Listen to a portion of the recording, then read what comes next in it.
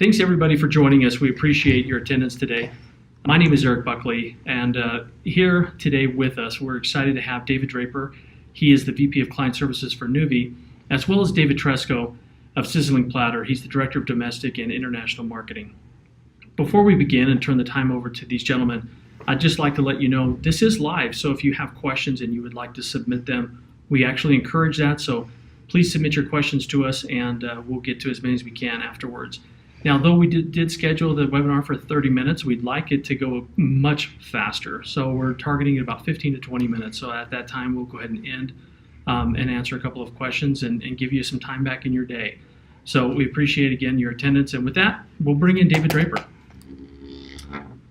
Hey everybody, this is Dave Draper talking, and really glad to be here today and welcome everybody to this great event.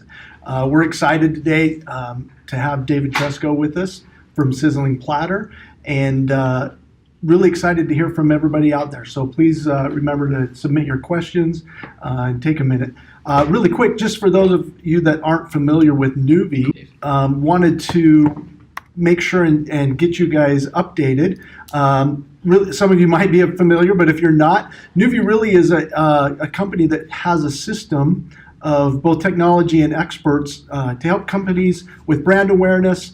You can see the slide here, things like crisis management and especially customer engagement and loyalty. And so, if you have any questions around that, obviously please ask, and we'll get back to you on those as well. But really, we're here to talk about Sizzling Platter. So, David, what I want to do is maybe give you a little bit of time right now just to introduce the company that maybe is one of the biggest companies that nobody knows about.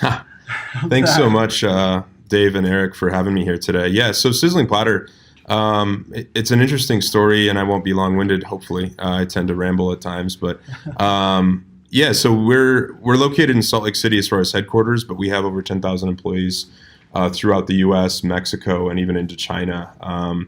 And it really started as a restaurant brand around Sizzler in the 1960s. One of our current partners was a founder. And then throughout the 90s, they added Red Robin. And then they've added, over time, Little Caesars, Dunkin' Donuts, Wingstop, and we even had some other brands at some times. And we really operate as a portfolio management company of sorts, where we look for best-in-class brands that have phenomenal leadership teams that we really see ourselves partnering with. They have great unit economics, and they fit really our brand DNA portfolio structure, and we bring them on and then look for opportunities to optimize sort of the profit margins, which are somewhat engineered by the brand itself. But, they have their own supply chains and R&D and stuff that we can focus on very, very world-class operations and less on some of those other details that sometimes plague brands that are trying to scale. So, excellent. Hey, thanks for that update. I was going to say, if we do this again, maybe we'll make this the Dave and Dave show or something eventually. But it's great to have you here and to hear about Sizzling Platter and really the great brand that you guys are building out there. Sizzling Platter has actually been a customer for just a few months now with NUVI, but we've already seen some incredible synergies and some wins overall in the market for NUVI and for Sizzling Platter. And so really excited to kind of go over some of that in detail. David's going to talk a little bit. I'm going to turn the time over to you and just kind of talk a little bit about customer engagement, some of the listening rules that you have involved and insights that you're gathering. Maybe David, right off the bat, let's just talk about maybe some of those rules that you've created in your marketing plan around the engagement and customers out there in the market. Yeah, no, that's a great way to start off. So for us, I think the key starts with the brand's DNA. I mean, we're, of course, a sub-franchisee of all of these amazing organizations. But so for us, we have a unique situation where our team needs to ensure we're executing the standards of the parent brand. But that's true universally. I mean, whatever the parent brand is, what is that brand's voice? What's its personality of the brand, and making sure that all of the activities you're doing around that support that sort of centralized thesis of what the brand needs to say to the consumer. What is that brand promise, as it's often referred to? But in 2018, it's no longer about, okay, your brand is pizza. The brand needs to have some level of human interaction where it has its own personality. You see Taco Bell in the restaurant space, for example, doing this very well, where it's not just about their food line. They also have a culture and a fan base and a demographic that really loves the brand beyond maybe where it started, in the 90s and 2000s. They've really evolved that really well. So we try and lean into sort of directionally, how can we become, bring the brand to life and give it that personality while maintaining the promise. And then within that, it becomes a lifestyle of sorts. So when you're talking with people now, it's less about product pitching. It's more about what do you bring to my life of entertainment value beyond your new product? Because oftentimes earlier on, when consumers had less connectivity through the internet, it was very much, here's a product, and then if I interact with you again, it's probably going to be to apologize. But now it's very different, where if I can create enough equity with the consumer, and I can give them excellent product 9 out of 10 times or 99 out of 100, I oftentimes don't even necessarily need to apologize, because they become a brand ambassador to where they're going to love me even if I make a mistake. And so that's all part of that same theme when you're engaging with the customer. That entertainment value, again, that you're bringing to them. Sometimes we refer to it as infotainment, or there's times where brands, if they're doing it really well, they're not even talking about their product any longer. Again, it becomes almost a friend of yours you're following on social or some of that space, and you end up basically looking to them to see what they did fun this week or today, and that gives that sense of caring about the consumer, where you become human to them, and it seems like you're adding value to their life, not just because you're product pitching, but because you're part of their life. So that's really kind of the 10,000 foot view of kind of how we think about the space before we get into some of the specific tactical aspects of it. So David, some of these things seem fairly standard practice maybe in marketing and those types of things, but also there's a really different viewpoint that you guys have that seems very forward-looking. How did you create some of these rules, or where did this kind of come from as far as your history and those types of details around that? I would honestly say this space, I always call it the Wild West. There's a ton of different analogies, but one of the things, I grew up from everything from the basic Nintendo to the colored Macs, the PCs. And so for me, I grew up with all of those devices. And it became, you stay in touch with it. I had the first iPhone and things like that. You begin to see how, if you're studying sort of the psychology of people, which fascinates me beyond marketing, like how do I get someone to consider me in a certain mindset to then come to my brand? And so I don't think it's, we're not necessarily thought leaders in that space. There's a lot of really good books and articles written on this that over time we've gleaned and looked and pulled pieces out of.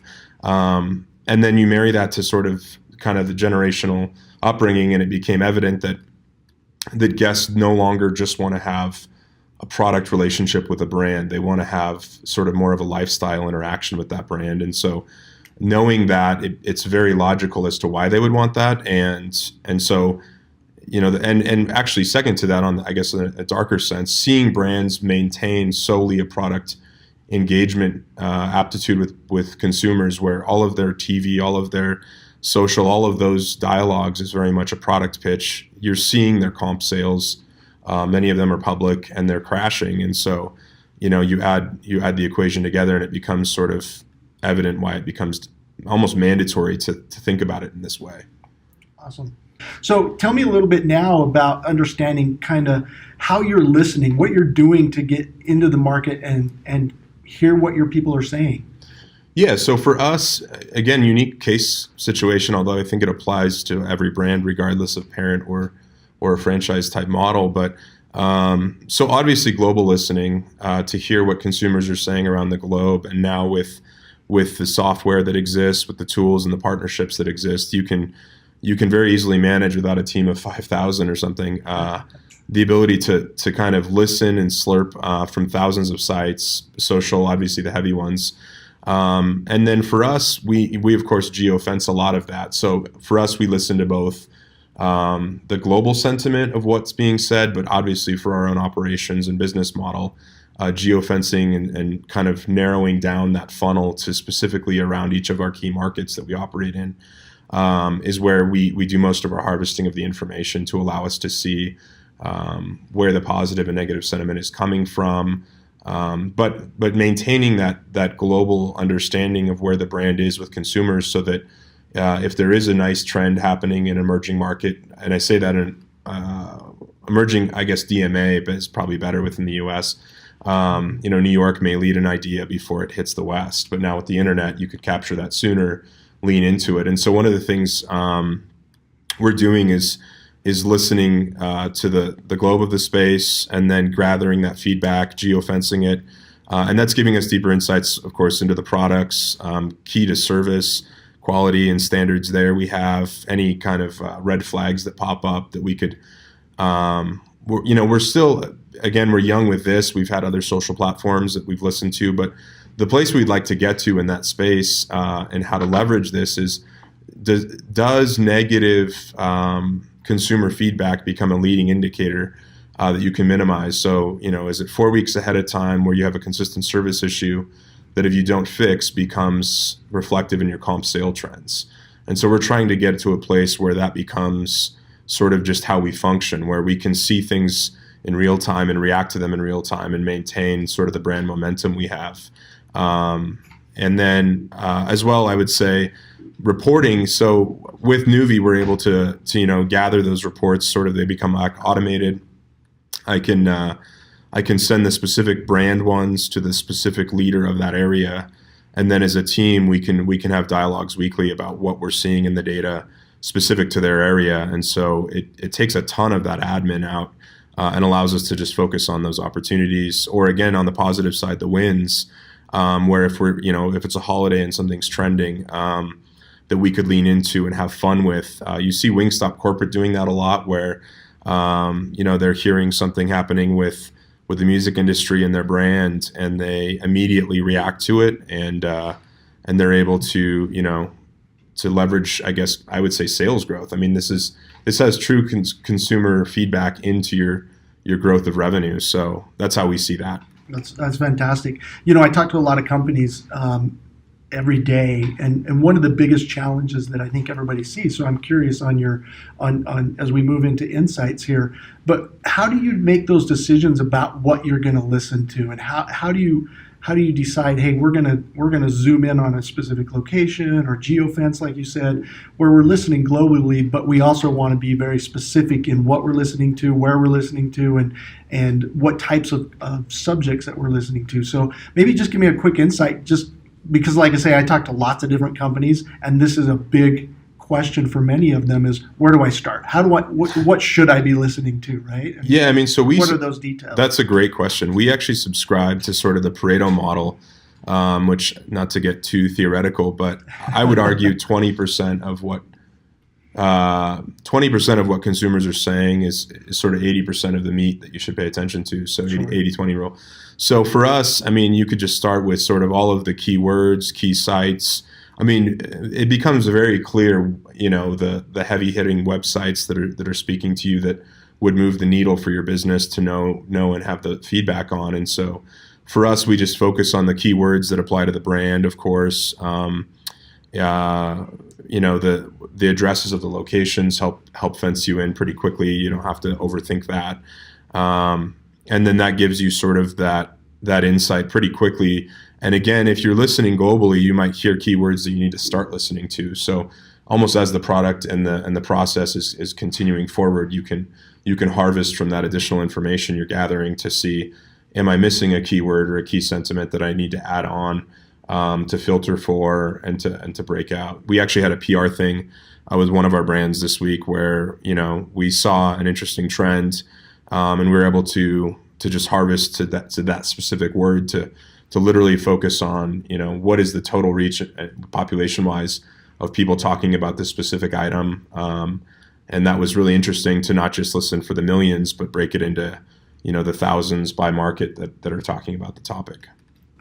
Awesome. I love it. So obviously the big key with listening is then, and I get this from a lot of companies too, is now what? how do I take what I just heard and do something about it? How do I take that detail or those insights? How do I drive that now into some type of actionable event or, strategy moving forward? And I think that's kind of what we want to talk about on this Insights is what's that action? What's next? Now I heard something. What do I do about it? Yeah, obviously monetizing this is really the goal, right? So how am I leveraging this information into either optimized media spend, but ultimately revenue growth? And for our organization, basically we're taking this information and finding ways to leverage it into, for example, if we see a ton of a certain social media channel conversing optimistically around the brand, that is probably the best place to fish. And so why am I overspending on X channel when I should be investing in Y a little bit more? And you can do tests now. Older media, it's tough because if you want to do extra print or you want to do extra TV or billboards, it's a very, very delayed reaction, and you sort of like, almost Mad Men 1950s where you're not sure what's moving the needle as real time. I mean, Nielsen's probably not very scientific versus now you're getting to a place where you can in real time, if you start a spend and it doesn't seem like it's gaining traction, you could even listen as to maybe why, what was the total click through and why. And so we're not only optimizing our digital spend that way, but you're able to then say, well, not only on the channel, but what words am I using? So what's my copy? If everyone in the space is talking optimistically about a product line that maybe I don't see as my top product line, well, maybe it should be. Maybe that's the thing I should be leaning into because all my guests are talking about a specific product that right now maybe the guys in the office think, hey, let's focus on this product. But if the guests want something else, it's better to lean into that product on those channels and optimize those. And then of course I think the revenue follows, because if you're speaking to the customer in a lifestyle format and you're doing so on the channels they want to listen in on and talking about the topics that they want to talk about, then I think it will naturally grow the brand equity and naturally grow revenue over time. Excellent. One of the things I hear a lot about, on your third point there of like need for focus groups, and that is really the accuracy and what is the meaningful information that's coming out of this. A lot of people do surveys and they do all of those types of things to try and find some actionable detail. But help me understand why you believe having more data and that global look and all of that is actually more accurate than maybe a survey or a focus group.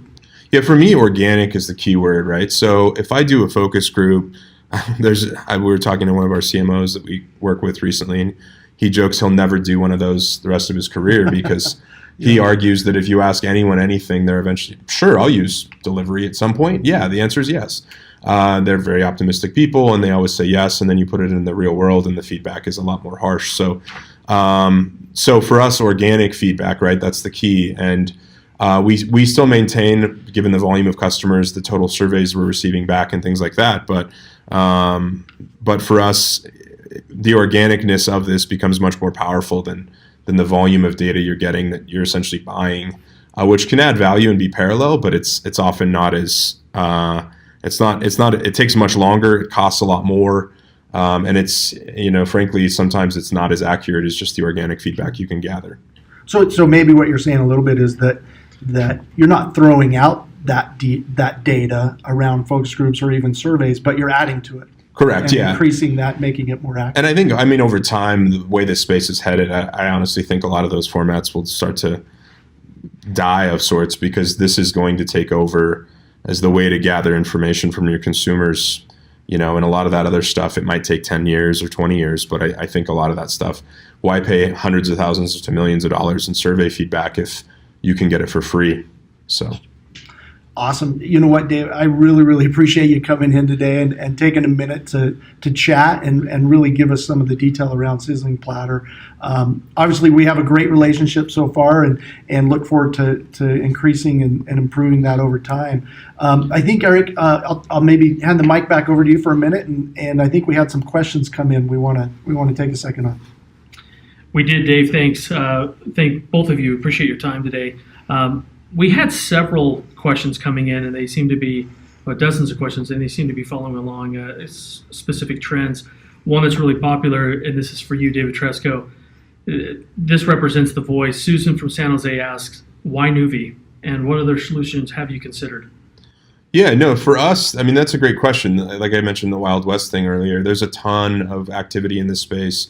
So for us, it became who had the greatest level and ability to partner with us for all of the channels we needed to listen to, as well as sort of the scale, the command center, the ability to filter this stuff. I talk about admin. I don't want to add a lot of general administrative costs trying to manage all of these platforms. They've also, for us, when you look at version software, this is so far advanced that I'm not worried about strange bugs that blow up in the middle of the ability to harvest some information for our executive team and things like that. So reliability of the software became big for us, and the scope and scale. Pricing is always important, which we felt was very, very fair. And then the last thing for us on, you mentioned other software that we had looked at. I won't get into specifics, but it's really use case. I mean, for our organization, there's other platforms out there that are big on cloud, almost the cloud marketing space, and NUVI has solutions. But for us, it became less about mass publishing to India and kind of managing the art cloud, which a lot of people will use this type of software for, and became really about consumer listening, engagement, refining the way we're doing that, the risk management controls. Just it's sort of what are your needs. And so for us, this became a much more critical need for us than simply sort of a marketing cloud. And last note on that is a lot of the mass publishing solutions that are married to some of this type of software, with all of the APIs that have closed in the last couple of years on the key platforms where guests are engaging, it just really didn't make sense to pay a lot of money to have a mass management publishing platform that frankly wasn't able to do the justice. And, so for us, it made sense to go to a more optimized product. Good. Appreciate that insight. Another popular question that's been popping up here, this representative from Rajesh from New York. Other than single sentiment scoring, what else are you doing with the data? I know you touched on some of these things in the past, but give us a little bit more insight on the analysis that you're getting and what you're actually using to execute. Yeah, so for us, there's a couple big things beyond just the marketing elements. We're using this so we do a ton of development as an organization. So where should we build our next restaurant? What brand should we partner with? So you can get, the sales deck from a new brand you're interested in looking at to partner with, get in their restaurant business. But we can listen online. What are consumers telling us? And I don't need to go to a huge research firm to have them tell us what consumers think about that brand. Second to that, I would say, is on the development side is even in-house, not even new brands, but should I build a site in Oklahoma? Should I build a restaurant in Florida? Especially in a beachhead format where it's your first location. What is the aptitude? I mean, you can look at the demographics in a lot of scenarios, but what other brands in that market doing what I plan to do? What is the consumer feedback to them? I can listen to that. And I don't have to necessarily, fly blind when it comes to some of those things. Excellent. Thank you. This last one comes in from Chelsea, and she represents the voice of several questions along this. I'm going to throw this to David Draper. She's asking, what are other companies doing with NUVI? Great question. There's a huge movement, I guess, of companies right now in understanding what to listen to, where that data is coming from, what different channels are out there, all of those types of things. And so everything that NUVI is doing isn't just necessarily always about social. There's also other data sources that we want to include and look at and manage to that point.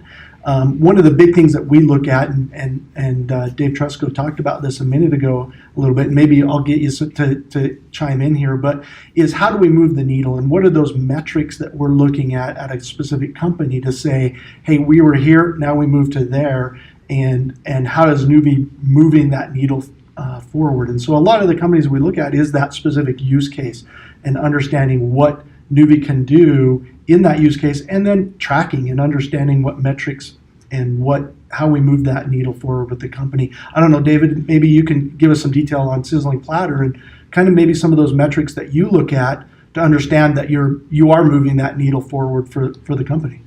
Yeah, no, we absolutely. I mean, at the end of the day, there's multiple ways to measure success, especially in the digital space. There's the engagements, the click-throughs, and all that. But as it relates to the macro, I mean, we always, of course, are looking at revenue growth. There's a lot of headwinds on that always come to pass. But, for us, the KPIs that are critical in this space are are really the qualitative ones.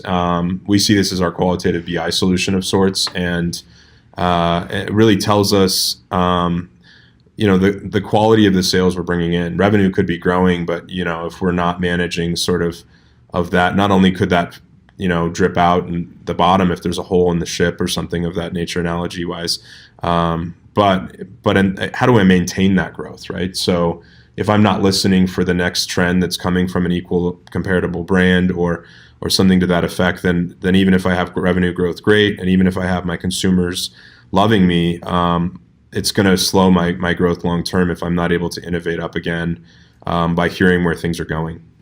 Excellent. And this is part of this question I think that we got asked, but what you're saying basically is you can tie this social listening, this concept and this strategy to actual revenue numbers. And I think that a lot of people struggle with, is that possible?